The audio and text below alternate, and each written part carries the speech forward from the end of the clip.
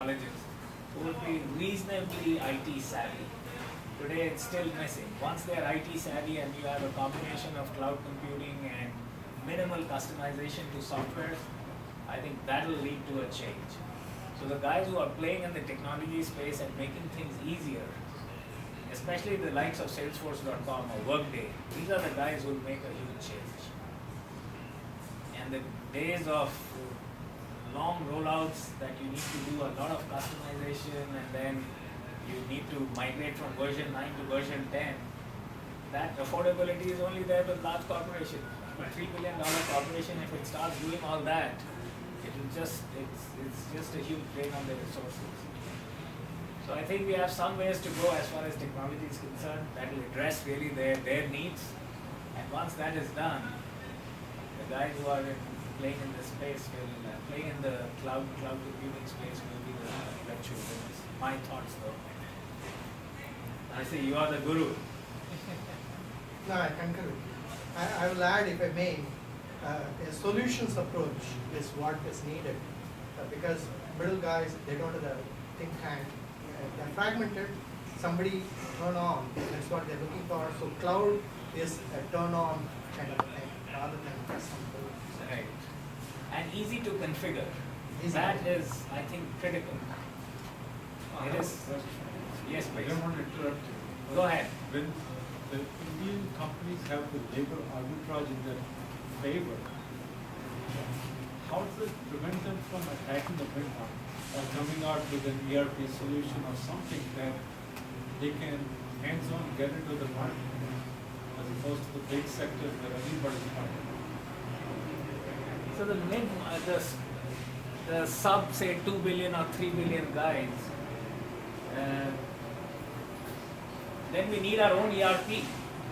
Somebody needs to have an ERP that is appropriate to their needs. And the only ERP that we saw coming out of India ever, I mean, it was a significant effort, was Ramco. They did a great job. I have a lot of respect for that company, but they also gave up somewhere down the road. And they've become a service provider too, just like anybody else.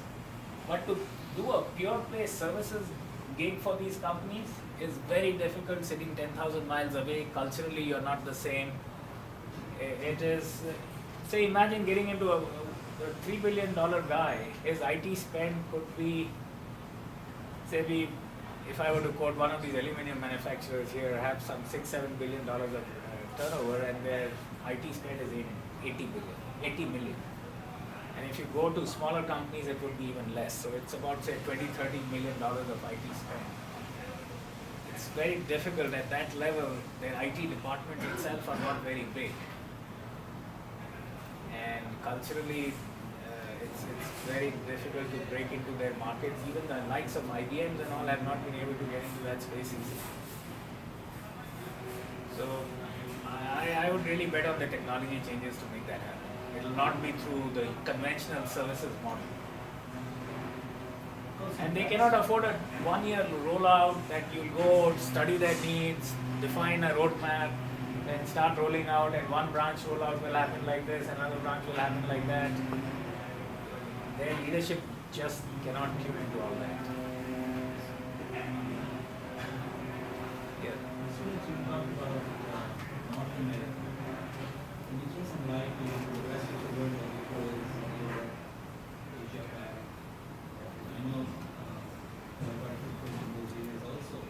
You're seeing similar trends, challenges, opportunities. As far as the European market is concerned, I can say some things about the European market and some impressions that I have out of my interaction with my Chinese counterparts or folks who are running the Chinese operation. As far as Europe is concerned, UK is pretty much in sync with whatever is happening in the US. So there isn't too much of a lag between what the US does and what the UK does. Pretty much most of the large companies had figured out the India story pretty much at the same time as the US had done. So very much lockstep with the US. When it comes to the European, the French, the Germans, the Italians, I think there's a huge challenge. The challenge stems from the ethnocentricity. These are very ethnocentric countries. They do not want to talk to foreigners. They don't want to talk to Americans, leave alone talk to Indians. That is how they are. But that is changing now. It is changing a little bit. And the change has been driven by the fact that all the tier 1 Indian companies have made significant investments over the last 2-3 years in having an absolute local client interface. So our German salespeople are German salespeople. They are not Indian sales guys.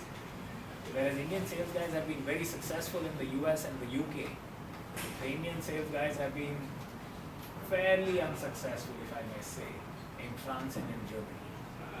So that has changed. So the workforce is very local, and there is a significant amount of program management and project management that is local.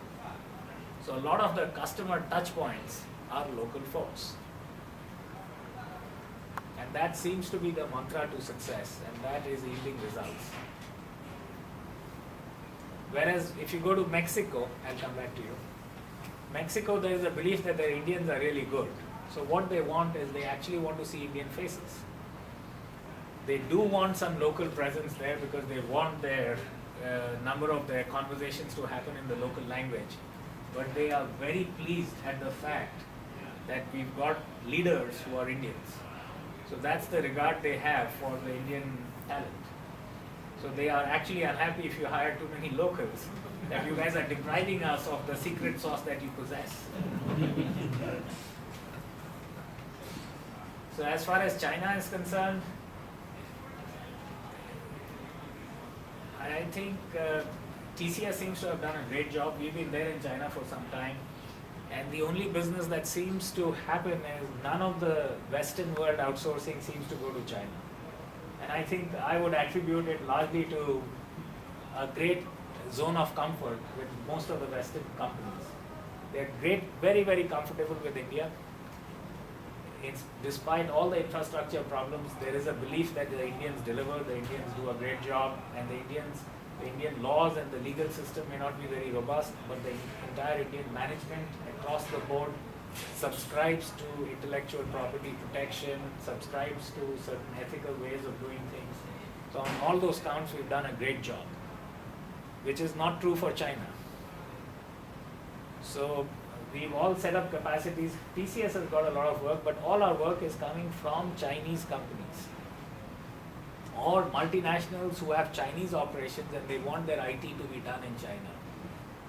So if anybody has a large manufacturing capacity in China, then that work is coming to us.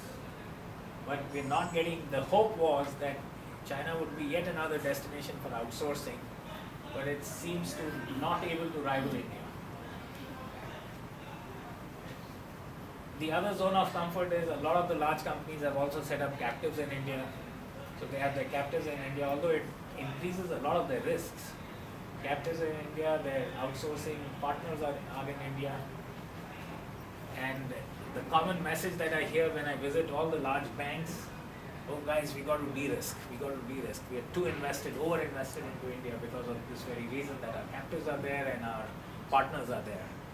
But in terms of tangible actions, I haven't seen any actions really taking place that yes, now we'll move to another country.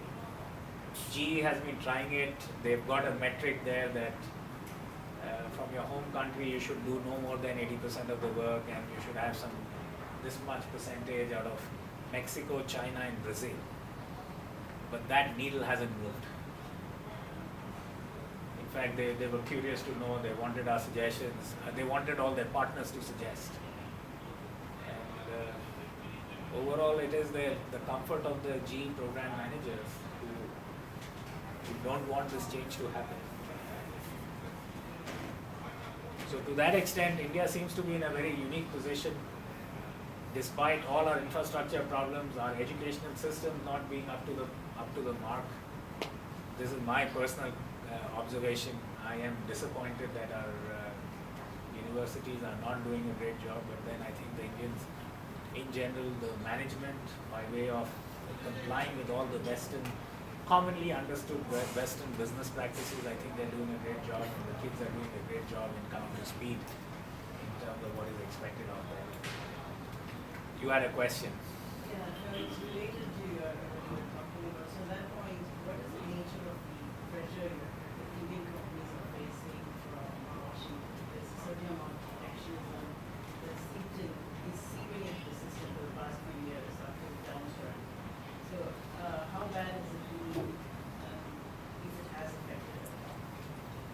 It has been quite bad actually. On H1 visas, the average number of RFEs, requests for more evidence, is gone up. It is anywhere between 30 to 40%. And from 2-3% in the past, this jump is clearly attributable to, I think, the instructions or whatever, the leanings of the current government. So, it is not working out well for now. And I don't think they have been able to negotiate very well either. For some reason, government to government negotiations have to happen on these issues. Because the only way the American companies today can grow is through markets in India and China. We are letting them in, but letting them in should be a quid pro quo. Selling products is great, but when it comes to selling services, which happens to people migrations or people movements, that too should be negotiated. I don't think we are doing a great enough job of negotiating that. It's all right to say that all the duty barriers and you guys should buy more of our products and they do whatever they have to do and they open all their franchises, etc., etc. But as a quid pro quo, we should, I think, settle this issue. And India is the only country that is being singled. On these 30-40% RFEs, India is the only country. So there is an element of what one may say is racial profiling. I'm now quoting an American attorney. There is a distinct racial profiling that is happening when it comes to H1B visas.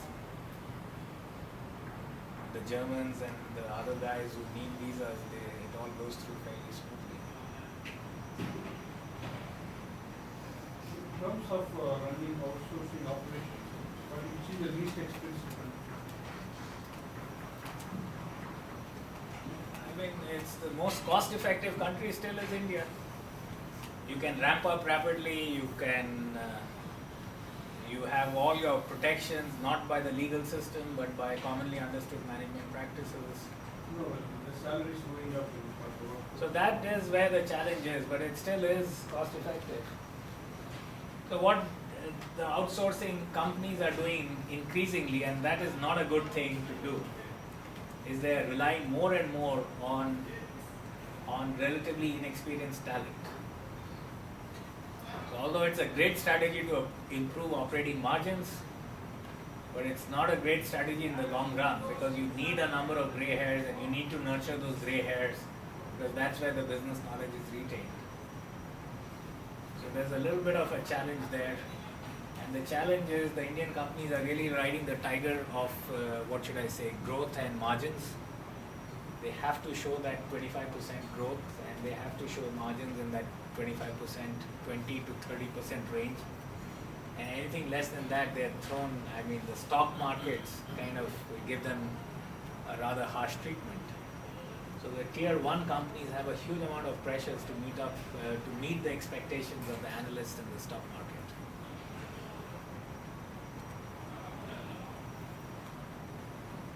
So I have a question. You mentioned a couple of times about universities not doing a great job in India. Has Wipro or Infosys or some of the other companies ever thought of investing their so-called branding dollars in universities in India? They need to do that. They've been doing, all these companies have been doing something or the other. I think we claim to have trained 10,000 teachers, professors from colleges. If we really made a tangible difference to their training, then we should get ready to use grads from India. But we don't. The gap is huge. The problem is also the fact that the universities cannot keep up in terms of being competitive. You have professors who just get hired again by these companies. So it's difficult to retain talent. Yeah, the universities are also facing a huge attrition problem, and that is being driven by the IT companies. So I used to head the training department. So if I needed a trainer, where would I go to? I'd go to a university. And whoever the smarter and the brighter and the more articulate guys, you go and hire those guys. So